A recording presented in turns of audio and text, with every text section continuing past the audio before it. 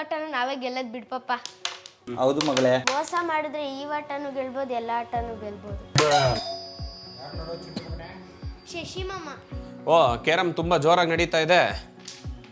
ಅಕ್ಕ ಇವರಿಬ್ಬರಿಗೆ ಏಜ್ ಎಷ್ಟು? ಶಶಿ ಚಿಕ್ಕವಳಿಗೆ 10 ವರ್ಷ, ದೊಡ್ಡವಳಿಗೆ 12 ವರ್ಷ.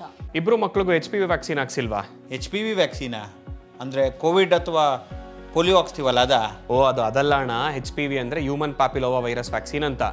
ಈ ಹೆಣ್ಮಕ್ಳಿಗೆ ಯೂಶಲಿ ನಮ್ಮ ದೇಶದಲ್ಲೇ ಈ ಸರ್ವೈಕಲ್ ಕ್ಯಾನ್ಸರ್ ಅಂತ ಬರುತ್ತೆ. ಬ್ರೆಸ್ಟ್ ಕ್ಯಾನ್ಸರ್ ಆದ ನಂತರ 2ನೇ ಅತಿ ಹೆಚ್ಚು ಕ್ಯಾನ್ಸರಿಂದ ಮೃತಪಡೋದು ಹೆಣ್ಮಕ್ಳು ಈ ಸರ್ವೈಕಲ್ ಕ್ಯಾನ್ಸರಿಂದ. ಅದನ್ನು ತಡಿಬೋದು. ಅದಕ್ಕೆ ವ್ಯಾಕ್ಸಿನೇಷನ್ನು 9 ರಿಂದ 15 ವರ್ಷ ಇರಬೇಕಾದ್ರೆ 2 ಡೋಸೇಜ್ ಕೊಡ್ತಾರೆ. ಇನ್ ಕೇಸ್ 15 ವರ್ಷ ದಾಟ್ಬಿಟ್ಟಿದ್ರೆ ಒಂದು 24 ವರ್ಷದ ತನಕನೂ 3 ಡೋಸೇಜ್ ತಗೊಳ್ಬೋದು. ಇದು 45 ವರ್ಷದ ತನಕನೂ ತಗೋಬೋದು. ಅವಾಗ ಈ ಡೋಸೇಜ್ದು ಎಫೆಕ್ಟಿವ್ನೆಸ್ ಕಡಿಮೆ. ಆದಷ್ಟು ಈ 9 ರಿಂದ 15 ವರ್ಷದ ಹೆಣ್ಮಕ್ಳು ಏನಿರ್ತಾರಲ್ಲ ಅಂಥವ್ರಿಗೆ ಈ ಒಂದು ವ್ಯಾಕ್ಸಿನ್ನ ಕೊಡೋದ್ರಿಂದ ಅವರ ಜೀವಮಾನದಲ್ಲೇ ಈ ಸರ್ವೈಕಲ್ ಕ್ಯಾನ್ಸರ್ ಬರ್ದಿರೋ ರೀತಿಯಲ್ಲಿ ತಡಿಬೋದು. ನೀವು ಪೋಲಿಯೋ ಹಾಕ್ಸಿರೋದು ಮತ್ತೆ ಈ ಕೋವಿಡ್ ಟೈಮಲ್ಲಿ ಹಾಕ್ಸಿರೋದೆಲ್ಲ ಅದು ಒಂದು ವ್ಯಾಕ್ಸಿನೇ. HPV ವ್ಯಾಕ್ಸಿನು ಸಹ ಹಾಕಿಸ್ಬೇಕು.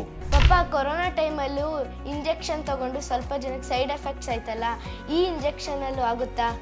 ಏನು ಹೇಳೋದು ಶಶಿ? ಆ ಥರ ಎಲ್ಲ ಯಾವುದೇ ರೀತಿ ಸೈಡ್ ಎಫೆಕ್ಟ್ಸ್ ಇಲ್ಲ. ಇದು ಪ್ರೂವನ್ನು ಮತ್ತು ಟೆಸ್ಟೆಡ್. ಈ ವ್ಯಾಕ್ಸಿನೇಷನ್ನು ಫ್ರೀ ಆಗಿ ಪ್ರತಿಯೊಂದು ಗೌರ್ಮೆಂಟ್ ಹಾಸ್ಪಿಟಲಲ್ಲೂ ಕೊಡ್ತಾರೆ. ನಿಮ್ಗೆ ಏನಾದರೂ ಗೌರ್ಮೆಂಟ್ ಹಾಸ್ಪಿಟಲ್ ತಗೊಳ್ಳೋದು ಅವಶ್ಯಕತೆ ಇಲ್ಲ ಅಂತ ಅನ್ಸಿದ್ರೆ ನೀವು ಪ್ರೈವೇಟಲ್ಲೂ ಸಹ ಹೋಗಿ HPV ವ್ಯಾಕ್ಸಿನ ತಗೋಬೋದು. ಆದಷ್ಟು ಹೆಣ್ಮಕ್ಳಿಗೆ 9 ರಿಂದ 15 ವರ್ಷ ಇರಬೇಕಾದ್ರೆ ಈ ವ್ಯಾಕ್ಸಿನ ಕೊಡೋದು ಒಳ್ಳೆಯದು. ಇದ್ರ ಬಗ್ಗೆ ಎಷ್ಟೋ ಜನಕ್ಕೆ ಗೊತ್ತಿಲ್ಲ. ಈ ರೀತಿ ಹಲವಾರು ವ್ಯಾಕ್ಸಿನೇಷನ್ಸ್ ಇದೆ, ಹಲವಾರು ರೀತಿಯ ರೋಗಗಳನ್ನ ತಡಿಬೋದು ಮುಂಚೆನೆ. ಇದ್ರ ಬಗ್ಗೆ ಯಾರೊಬ್ಬರಿಗೂ ನಾಲೆಡ್ಜೇ ಇಲ್ಲ. ನಿಮ್ಮ ಮನೇಲಿ ಏನಾದರೂ 9 ರಿಂದ 15 ವರ್ಷದ ಹೆಣ್ಮಕ್ಳಿದ್ರೆ ತಪ್ಪದೆ HPV ವ್ಯಾಕ್ಸಿನ್ನ ಕೊಡಿಸಿ.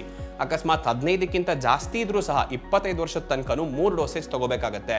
ನೀವೇನಾದರೂ 25ಕ್ಕಿಂತ ಜಾಸ್ತಿ ಇದ್ದೀರಾ ಅಂತ ಹೇಳಿದ್ರೆ ನಿಮ್ಮ ಗೈನಕಾಲಜಿಸ್ಟ್ನ ಸಜೆಸ್ಟ್ ಮಾಡಿದ ನಂತರ ಅಷ್ಟೇ HPV ವ್ಯಾಕ್ಸಿನ್ನ ತಗೊಳ್ಬೋದು.